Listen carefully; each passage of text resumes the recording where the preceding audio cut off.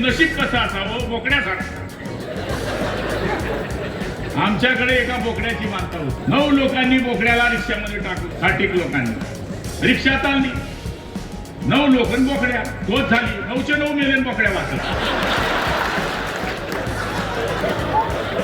दुसऱ्या दिवशी त्या बोकड्याचा लोकमत मध्ये फोटो छापून आज तो भाग्यशाली बोकड्या.